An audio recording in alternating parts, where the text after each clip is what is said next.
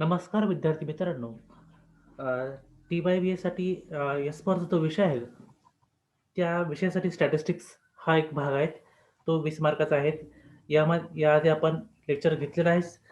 ते लेक्चरमध्ये आपण मेन कसं सॉल्व्ह करायचं हे आपण बघितलेलं आहे. आता आपल्याला माहिती आहे, की अ, अ, ह्या परीक्षेसाठी ह्या पुढीलपैकी कोणतेही 2 प्रश्न येऊ शकतात. मागच्या लेक्चरला आपण मीनचं एक्झाम्पल घेतलेलं आहे. आता आपण मीडियनचं एक्झाम्पल आता घेणार आहेत. परीक्षेला मीडियनचं एक्झाम्पल, मध्यकाचं एक्झाम्पल हे कसं येईल, कशा स्वरूपाचं असेल, हे आपण आता घेणार आहेत.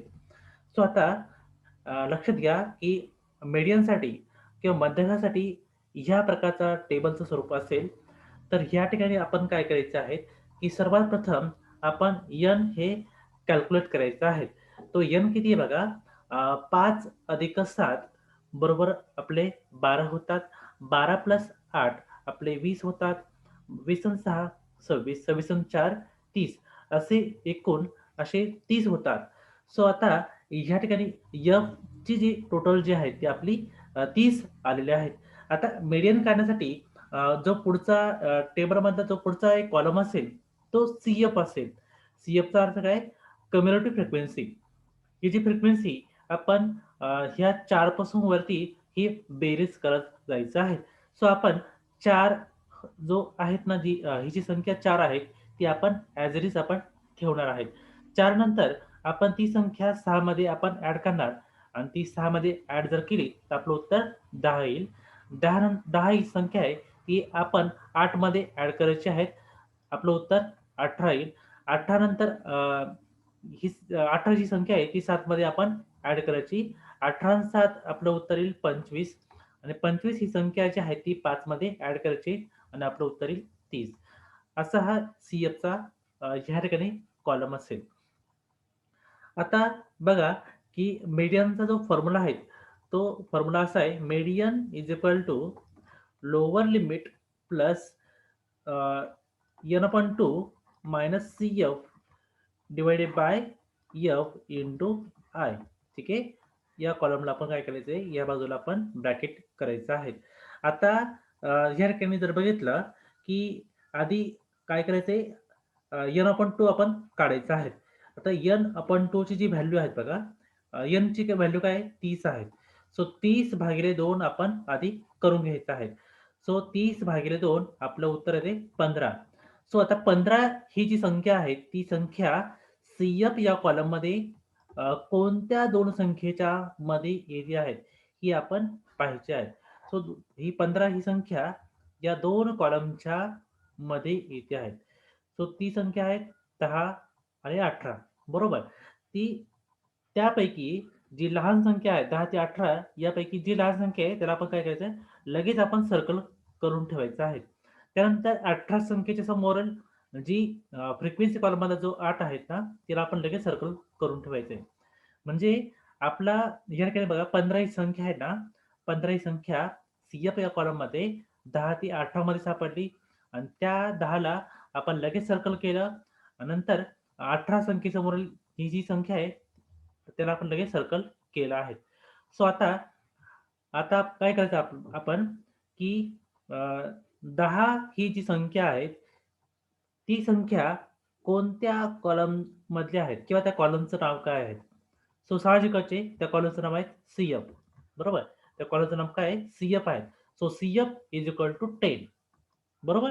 त्यानंतर आता 8 जी व्हॅल्यू आहेत ना किंवा 8 जी संख्या आहे, ती संख्या किंवा त्या संख्येचा जो कॉलम आहे, त्या कॉलमचं नाव काय आहे? तो एफ आहे. So F is equal to काय आहे? 8. सो एफची जी व्हॅल्यू आहे ती 8 आहे. सो आता या ठिकाणी आपल्याला सी-एफ निघाला आहे, एफ-1 निघाला आहे, एफ-2 निघाला आहे. आता राहिला प्रश्न अजून आय आणि लोवर लिमिट. आता आयची व्हॅल्यू काय आहे, की क्लास इंटरव्हलमधल्या कोणत्याही क्लास इंटरव्हलचं जे अंतर आहे, डिस्टन्स जे आहेत तर जे डिस्टन्स जे आहेत त्यांचं आपण काय करायचं आहे, डिस्टन्स कॅल्क्युलेट करायचं आहे. इन्क्लुडिंग फर्स्ट संख्या. आपण जी पहिली जी संख्या आहे ना, ती आपण ती काय काउंट करायची आहे.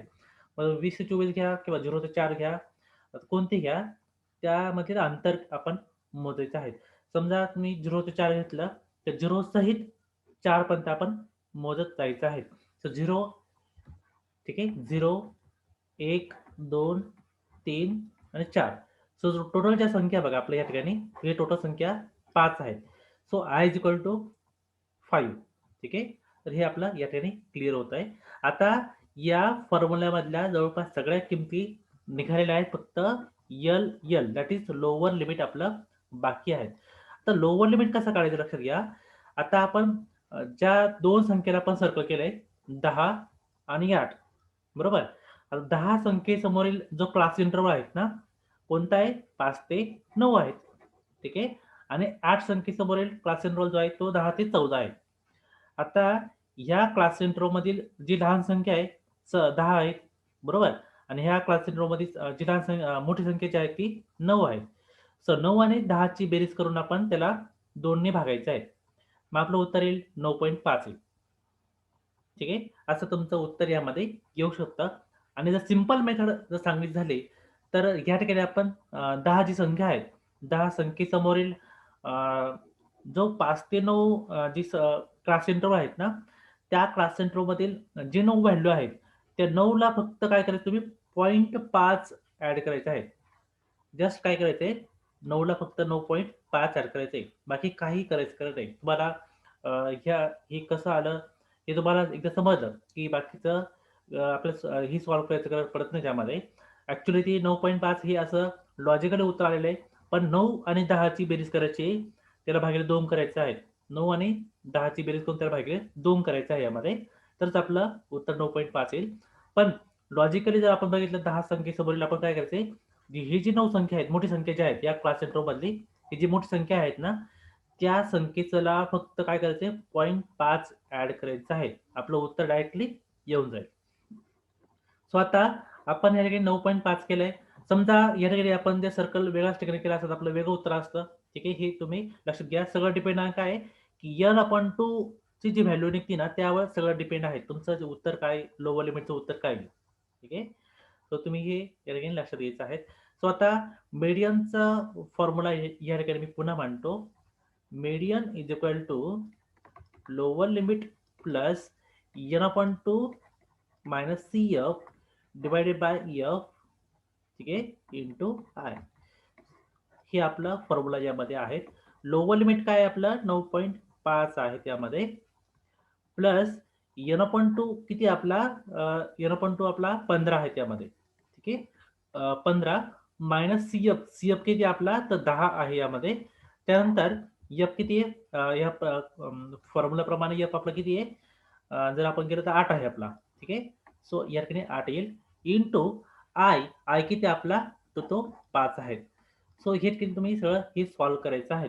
त्यानंतर 9.5 हे ॲज इट इज आपण खाली कॅरी करायचं आहे. त्यानंतर आपण काय करायचंय 15 मायनस 10 म्हणजे 15तून 10 गेले. शेवटी आपलं उत्तर आहे 5 भागिले 8 गुणिले 5. हे तुम्ही कॅल्क्युलेट करायचं आहे. आता पुढे जर आपण केलं बरोबर 9.5 प्लस 5 भागिले 8 आपण जर केलं तर त्याचं उत्तर येईल 0.62. 0.62 आपलं उत्तर येईल. त्याला गुणिले आपण लगेच 5 करायचं आहे. ठीक आहे. 9.5 प्लस 0.62 गुणिले 5 ते आपलं उत्तर येईल. यामध्ये 3.1 आपलं यामध्ये उत्तर येईल. सो 9.5 अधिक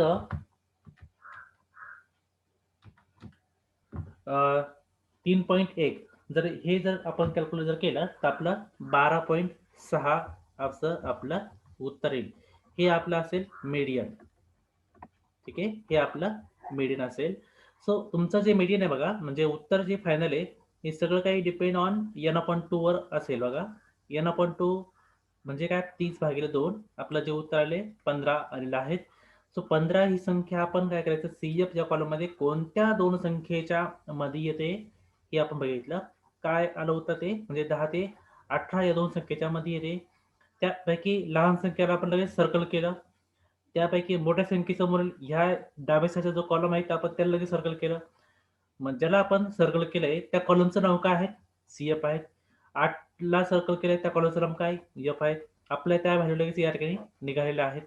नंतर एल-एल कसा आला, की 10 या ठिकाणी आपण 10 जे बघितले आहेत, 10 संख्येसमोरील जो क्लास इंटरव्हल आहे ते 5 ते 9 आहेत. त्यापैकी 9 ही संख्या मोठी आहे. 9ला आपण जस्ट 0.5 आपण ॲड केलं. ते आपलं या ठिकाणी 9.5 आलंय.